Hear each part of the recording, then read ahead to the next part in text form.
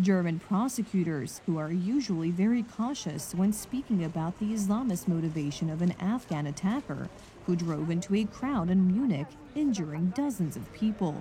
Yesterday's event sparked another wave of criticism of the country's migration policy, with politicians calling for a break with Angela Merkel's tradition and tighter regulations after the elections. It was another atrocious act, completely incomprehensible to the civilized world.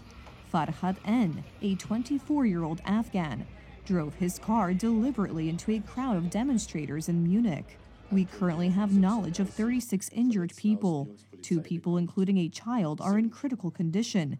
The condition of the others is described as severe or moderate. We already know that he was guided by Islamic fundamentalism in his actions. It is safe to say, based on everything we know so far, that the motive for the crime was Islamic jihadist ideology. As I said, this is the current state and assessment of what we have seen, read, and what the perpetrator has told us.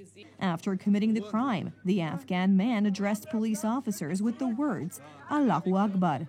He admitted that he deliberately drove into the demonstrators.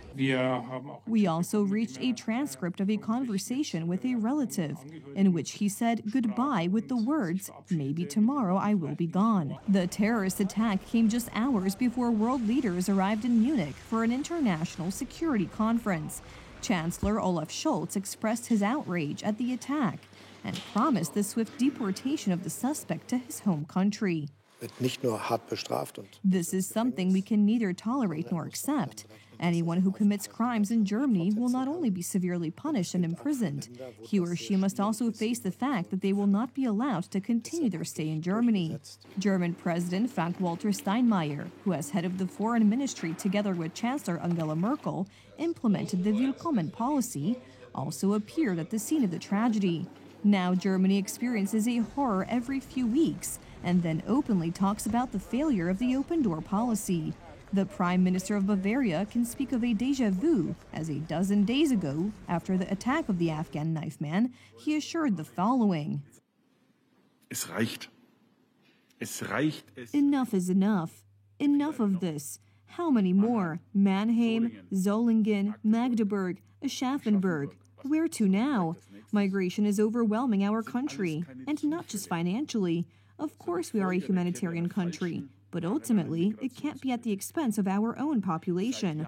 Our motto must be security first. Farhad N. arrived in Germany in 2016 from Afghanistan via Italy. He arrived to Calabria on a dinghy. The Germans enabled him to live comfortably, and he repaid them with fear, pain, and suffering.